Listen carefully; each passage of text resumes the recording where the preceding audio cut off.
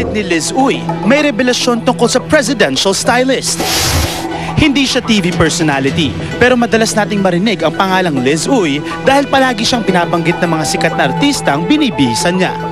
Nakikita rin natin sa magazines ang kanyang talento bilang isang stylist dahil sa mga kasuotan ng famous celebrities tulad ni Marian Rivera, Rian Ramos, Kris Aquino, and Gretchen Barreto.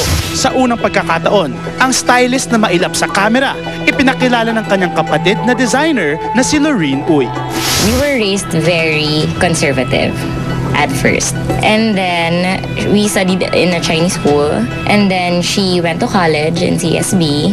She took up hotel management, HRM. She worked at Linden for a while, and then Pauline called her to ask her if she can style. After that, that's when her passion for fashion grew. So, from there, everything nice, super nice. Parang lahat ng tao, hiningi yung number niya because she's styling so well.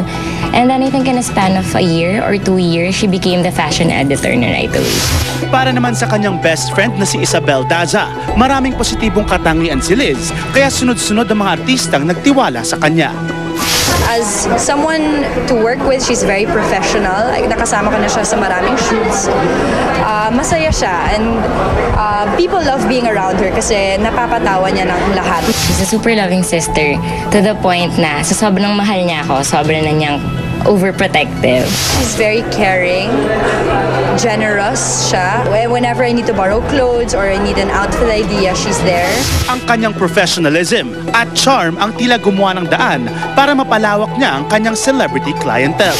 Hindi nagtagal, siya ang na-appoint na stylist ng kasalukuyang Pangulo na si President Noynoy Aquino. When she heard na she was going to be the presidential stylist, syempre parang it's such an honor to everyone. So, we're all super proud of her, and nung nalaman din niya, na-overwhelmed din siya. Ang kanilang madalas na pagsasama sa iba't ibang public engagements ni Pinoy, hindi naglaon, ay nabahira ng intriga. Sari-saring reports kasi ang nagsasabi na nagdi-date daw ang dalawa. Isyong kinlaro ni Lorene.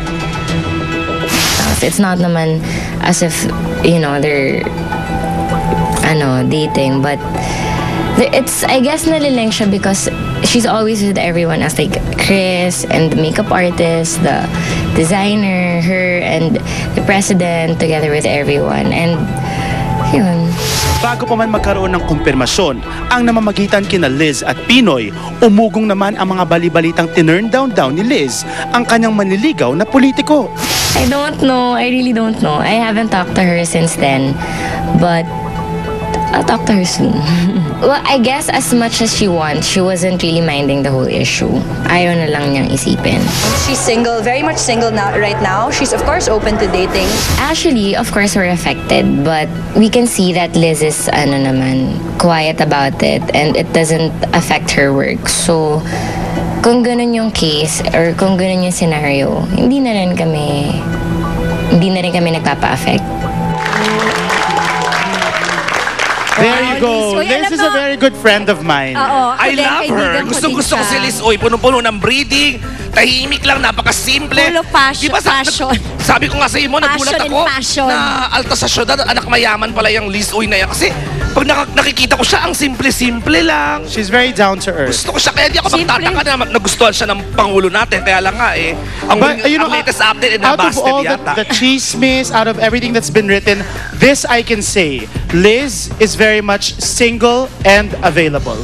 O yun na. Yun na yun. Simply saying, hindi pa siya magiging, alam nyo na. Hindi, ako nga, kung lalaki lang ako, First lady. liligawan ko yung si Liz Uy.